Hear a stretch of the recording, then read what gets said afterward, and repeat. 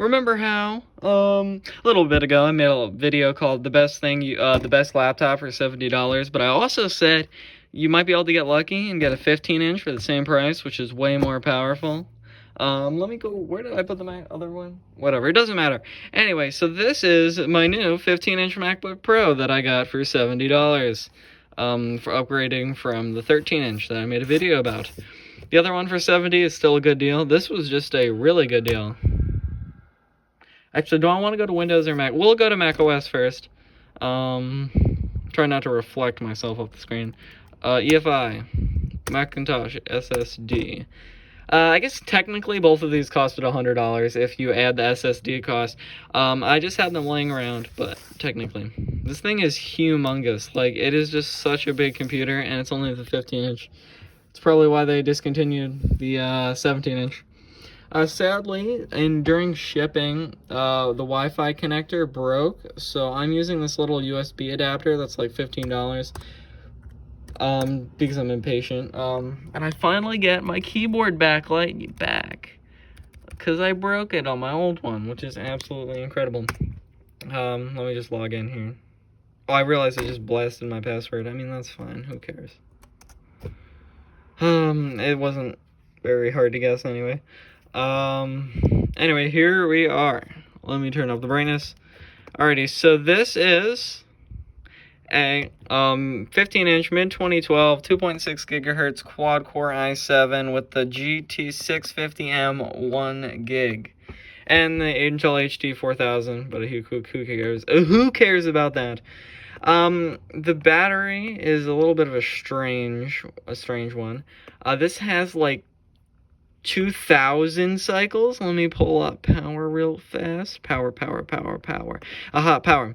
So yeah, where is the cycles? Yeah, 2,072 cycles. It still appears to last fine. I was playing a game called Surviving Mars on this, and I was on battery, and 2 hours it was at 50%, so I considered that acceptable. Not gonna blast this password. This is also a higher... Jesus. Epic Games, nobody cares. Jeez, nobody cares. Oh, shut up. Holy smokes. Anyway, what the heck was... Oh, yeah. This has a way higher resolution screen than the other one. This is actually... I'm not sure this is 1050 instead of like 800 or something like that. Either way, higher resolution screen that looks better with the better GPU. So many games on here that are playable that were unplayable on the HD 4000 computer. Like this is one of them. Surviving Mars. Let's load up a game here. I gotta say, the best part about the 15-inch coming from the 13-inch is that it doesn't feel like it's gonna destroy you when you have it turned on and start doing anything.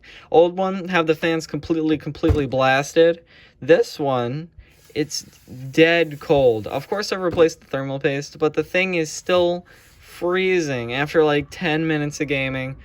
Well, obviously I blast the fans, but it's still just so much better. The speakers are so much better than on the 13-inch.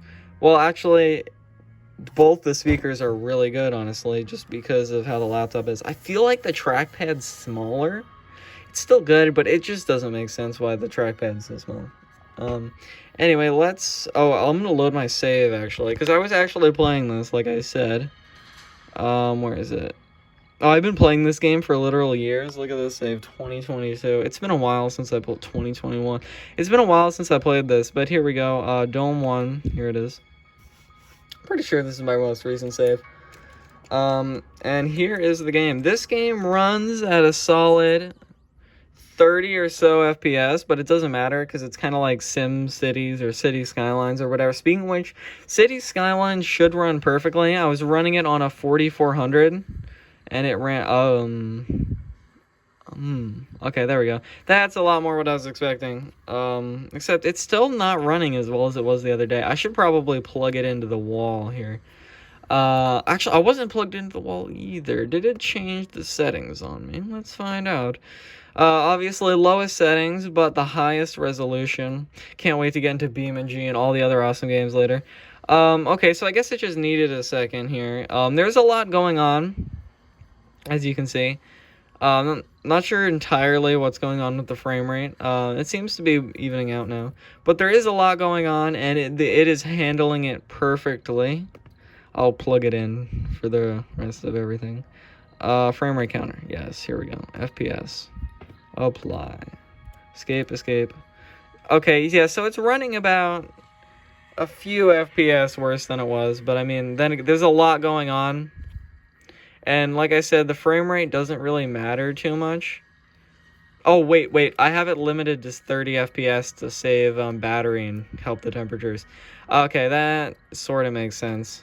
Let me try unlimited, or 60.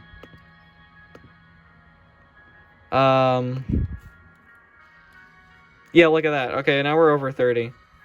Alright, that's just strange. Yeah, but that's what I was doing, though, was to limit it to 30 frames, so the temperatures were better, and the GPU had to stress a lot less, because, you know, frame rate doesn't matter too much in this game. What other option did I change? Did I want to change? Oh, yeah, frame rate counter. Where is that? So anyway, this game runs great. I'm going to stop talking about it now, and go to something more fun. With the i7 4000 billion whatever it is, web browsing is perfect, and it's a lot better than the other one with the 8 gigs of RAM. NVIDIA GeForce Now works even with my janky Wi-Fi adapter. So yeah, let's get to something a little bit more fun, I suppose. Restart, hold the Alt. I'm super sensitive right here. There's this slight mark that's been annoying me. This itty bitty little dent in the display. Yeah, I'll just get used to it. Alright, Windows time. Windows just looks so perfect on this computer. I've been playing some beta 1.7.3 modded, and for some reason that brings laptops to its absolute knees. Also, I have the fans blasting. Or it's just angry. Anyway, the screen looks perfect besides that little mark.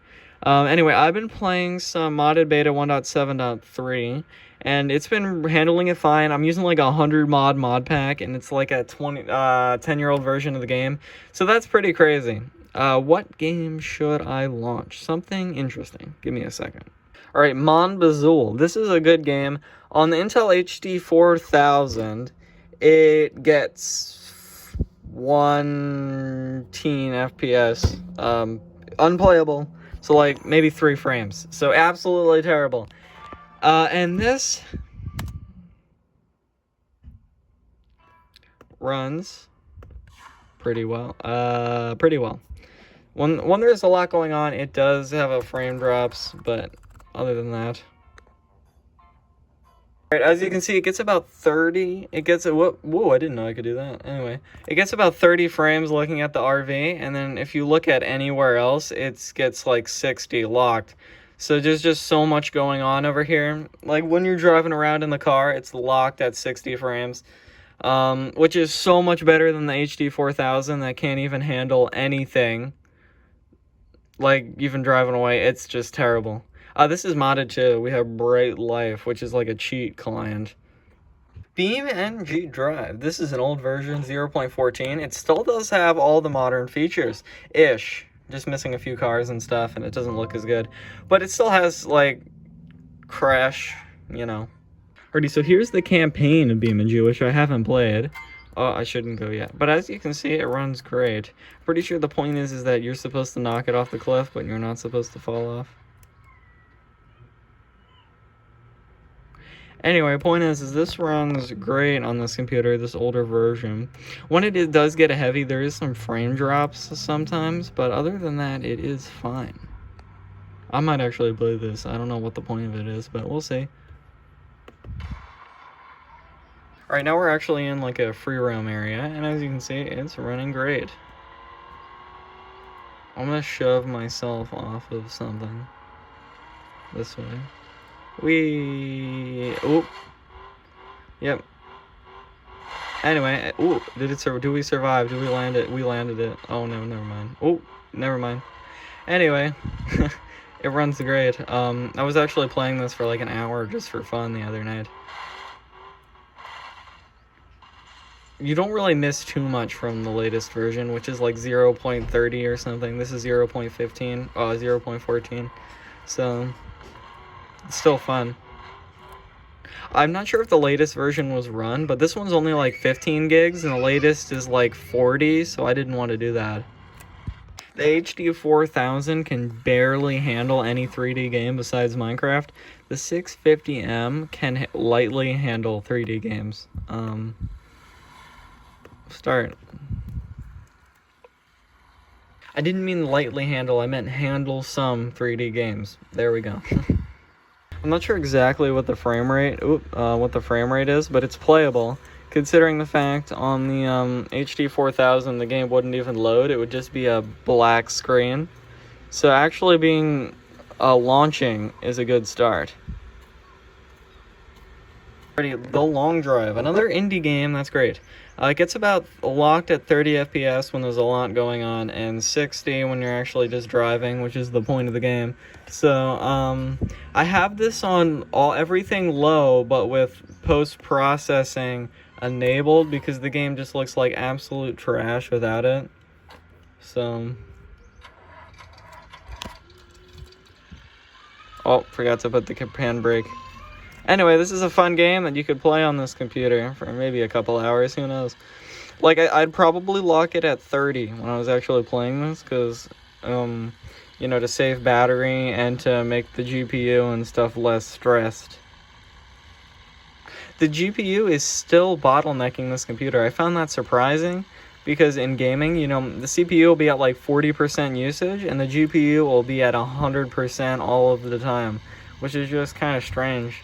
Considering the fact this is the most powerful GPU you could get for this computer as far as I'm aware. Pretty much any little game will run perfectly on this computer. You can also in theory overclock the GPU, but this thing gets hot enough. Don't want to mess with that. It's a MacBook. Yeah, this can basically run any little game. Scrap Mechanic, that one's great. Almost forgot to open Steam. But basically any small 3D game will run great. Indie games, stuff like that. Obviously, super heavy things won't really run. As far as I'm aware, games like GTA 5 and stuff run great. I don't play those. So, anyway, I hope you enjoyed today's video. Make sure to like, subscribe, all that good stuff, and I will see you all later. Bye!